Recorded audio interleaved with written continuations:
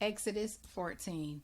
God spoke to Moses. Tell the Israelites to turn around and make camp at Pi Hahiroth between Migdol and the sea. Camp on the shore of the sea opposite Baal Zephon. Pharaoh will think the Israelites are lost. They're confused. The wilderness has closed in on them. Then I'll make Pharaoh's heart stubborn again and he'll chase after them. And I'll use Pharaoh and his army to put my glory on display. Then the Egyptians will realize that I am God, and that's what happened. When the king of Egypt was told that the people were gone, he and his servants changed their minds. They said, "What have we done, letting Israel, our slave labor, go free?"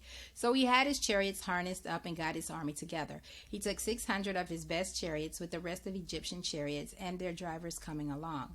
God made Pharaoh, king of Egypt, stubborn, determined to chase the Israelites as they walked out on him without even looking back.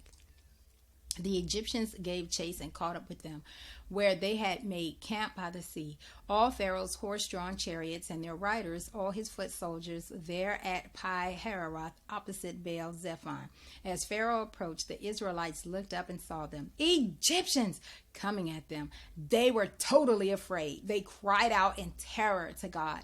They told Moses, "Weren't the cemeteries large enough in Egypt so that you had to take us out here in the wilderness to die? What have you done to us, taking us out of Egypt? Back in Egypt, didn't we tell you this would happen? Didn't we tell you, leave us alone here in Egypt? We're better off as slaves in Egypt than as corpses in the wilderness." Moses spoke to the people. "Don't be afraid. Stand firm and watch God do his work of salvation for you today. Take a good look at the Egyptians today, for you're never going to see them again. God will fight the battle for you. And you keep your mouths shut." God said to Moses, "Why cry out to me? Speak to the Israelites. Order them to get moving. Hold your staff high and stretch your hand out over the sea. Split the sea. The Israelites will walk through the sea on dry ground. Meanwhile, I'll make sure the Egyptians keep up their stubborn chase. I'll use Pharaoh and his entire army, his chariots and horsemen, to put my glory on display so that the Egyptians will realize that I am God." The angel of God that had been leading the camps of Israel now shifted and got behind them. And the pillar of cloud that had been in front also shifted to the rear.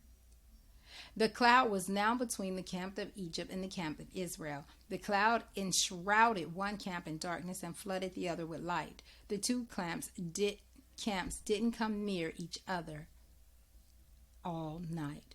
Then Moses stretched out his hand over the sea, and God, with a terrific east wind all night long, made the sea to go back. He made the sea dry ground. The sea waters split.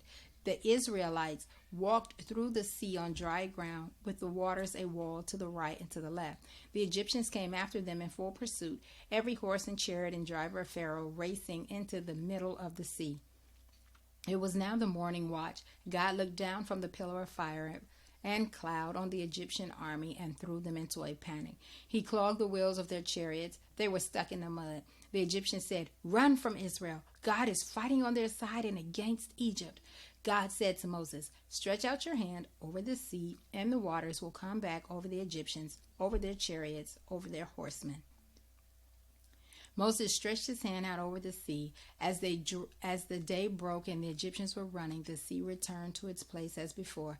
God dumped the Egyptians in the middle of the sea. The waters returned, drowning the chariots and riders of Pharaoh's army that had chased after Israel into the sea.